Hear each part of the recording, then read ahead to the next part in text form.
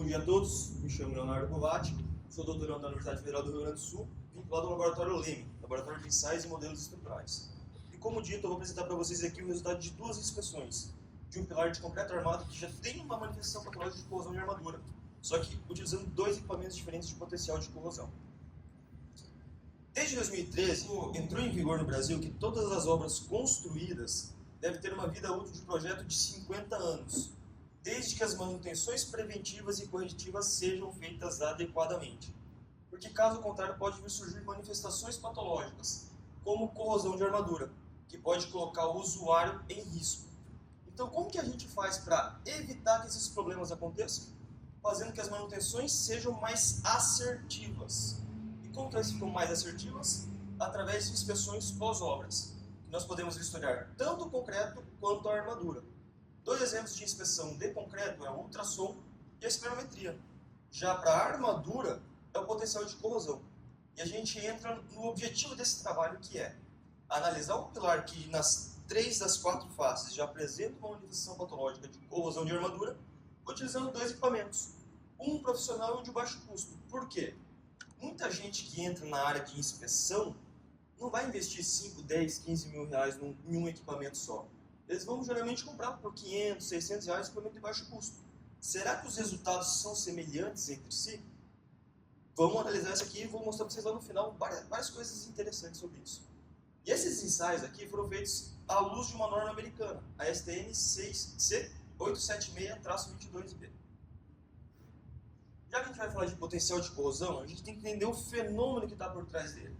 E para isso a gente tem que voltar lá na eletroquímica e fazer uma revisãozinha sobre célula galvânica. Basicamente uma pilha de Daniel. Que basicamente é o seguinte, ele diz que quando tem dois metais submersos em um eletrólito e ligado por um fio condutor, haverá uma troca de elétrons. E esse sistema se tornará constante quando se coloca uma ponte salina. Então o nosso metal aqui, que está perdendo elétrons no nosso ânodo, ele vai corroer, perdendo elétrons e chegando no nosso cátodo, que irá reduzir.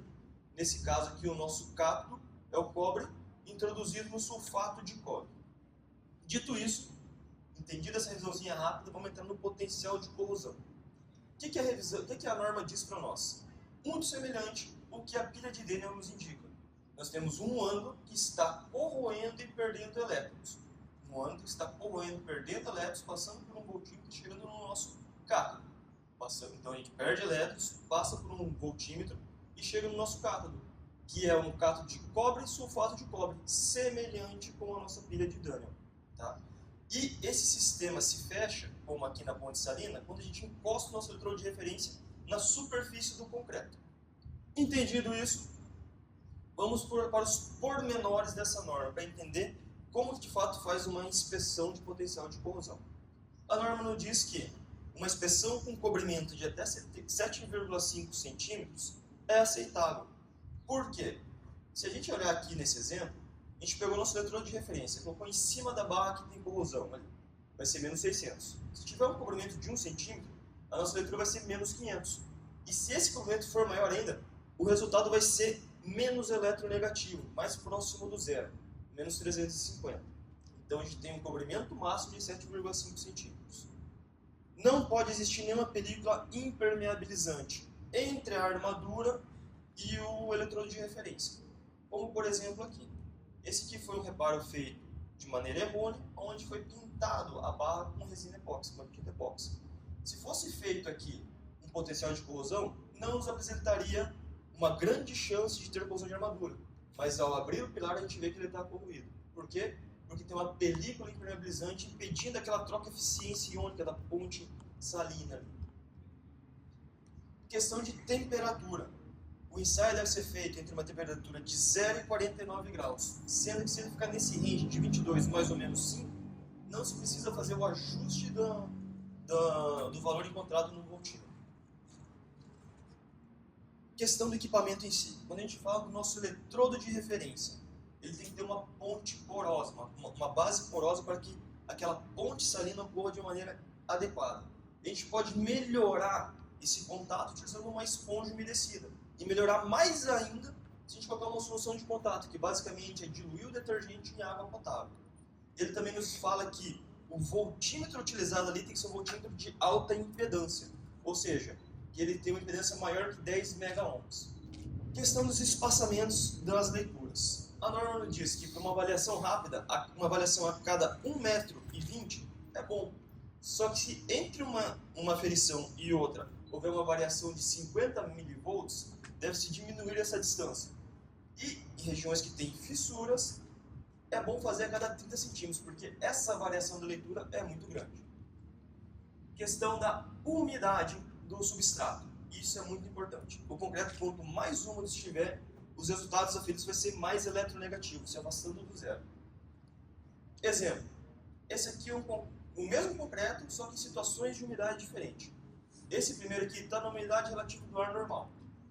Parte anódica, menos 600, a gente aferia ali com o eletrodo de referência, menos 350. Se esse mesmo concreto com esse mesmo comprimento estiver seco, a gente vai aferir com menos 200 mV. E se esse mesmo concreto estiver saturado, a leitura vai ser de menos 500 mV. Então o que a gente entende aqui? Que quanto maior a umidade, menor a resistividade do concreto. E resistividade é ao contrário de condutividade. Quem que adora falar isso? O Enio.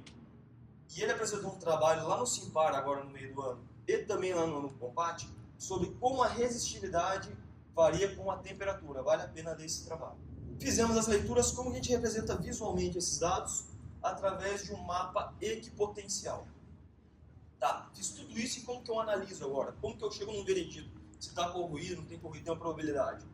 Ela também nos fala que, se naquele ponto que a gente fez uma aferição, o valor for de menos 200 mV ou maior, menos eletronegativo, chegando perto de zero, a probabilidade é menor que 10% daquele ponto ter uma corrosão de armadura. Se a leitura estiver entre menos 200 e menos 350 mV, tem uma probabilidade de 10 a 90% de chances de ter uma corrosão de armadura ali. Agora, se a leitura em cima do ponto for menor que 350, ou seja, mais eletronegativo, a chance daquele ponto ter uma corrosão de armadura é de 90 ou mais. Entendido isso, vamos para uma outra norma ainda, que fala de absorção de água, que a gente viu que quanto melhor for o umedecimento da estrutura, melhor vai ser o nosso ensaio. Tá, a norma que nos fala isso é a NBR 9778, de absorção de água, que nos diz que, para que os corpos de prova estejam o mais próximo possível da sua saturação, devemos deixar eles submersos em água por 72 horas. Entendido isso, toda essa revisãozinha, vamos para o ensaio em si. Ano passado, nós ensaiamos 5 pilares com ultrassom. E a gente escolheu o que teve os piores resultados do ultrassom, ou seja, teve os resultados mais heterogêneos, nos mostrando que possivelmente existe alguma manifestação patológica aqui dentro. Escolhido o pilar, a gente quer saber a armadura. Então a gente quer entender se tem corrosão na armadura. Para isso a gente precisa detectar essa armadura. Então foi utilizado o Profômeter 600 da Prosec, o pacômetro. Feito isso, achado as armaduras principais e os estribos, foi marcado na intersecção de cada uma dessas armaduras um ponto de leitura, nos dando um grid de 15 por 15, totalizando 54 leituras.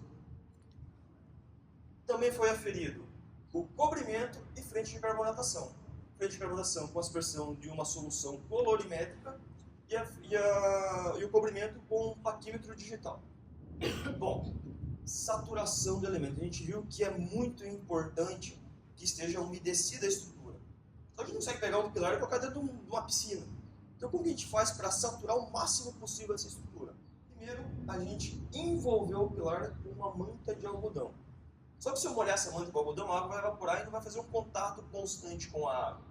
Então a gente pegou esse pilar, já estava envolto com uma manta de algodão, e envolveu ele com uma película impermeabilizante de filme de PVC.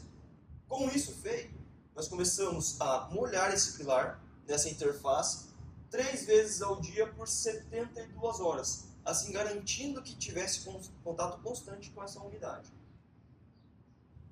Beleza? Entendemos toda a preparação, agora vamos falar dos nossos equipamentos, que é o cerne da nossa apresentação aqui. Foi utilizado um conjunto aqui de baixo custo, equipamento de baixo custo, e um equipamento profissional. Por que essa nomenclatura? Porque o profissional atende a norma.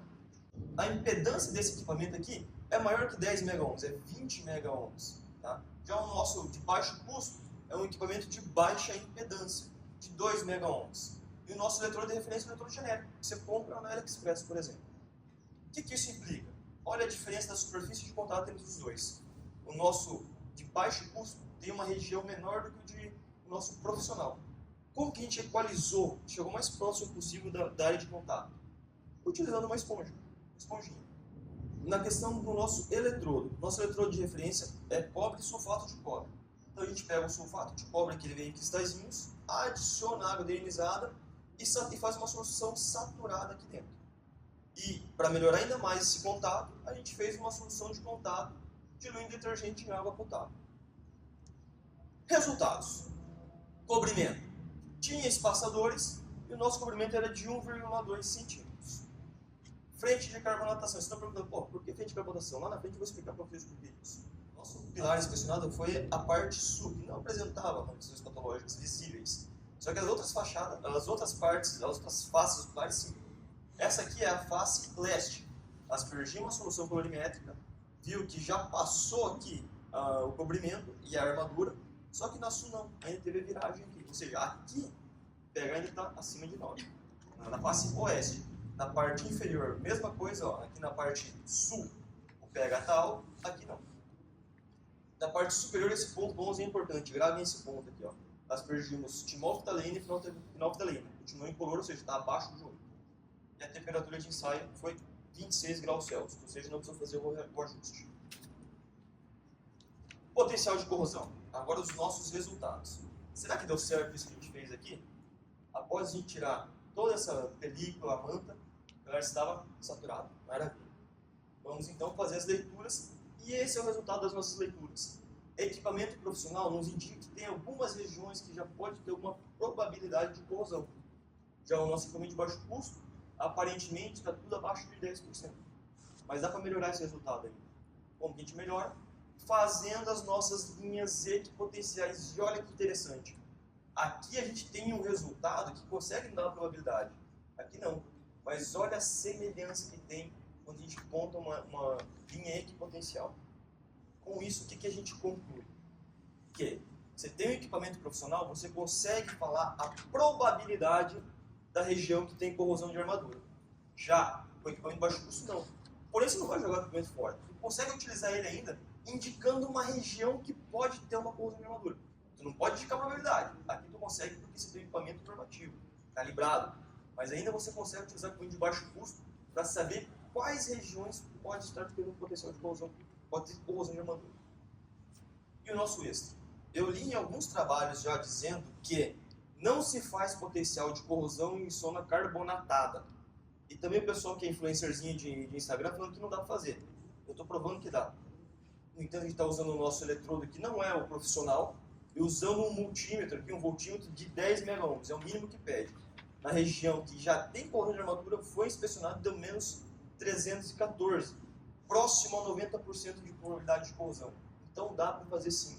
E a norma diz que pode ser feito esse ensaio a qualquer idade, desde que todas as observações feitas da norma sejam atendidas. Espero que vocês tenham gostado, que tenha sido esclarecedor para todo mundo. Se tiver alguma dúvida, fico à disposição. Muito obrigado.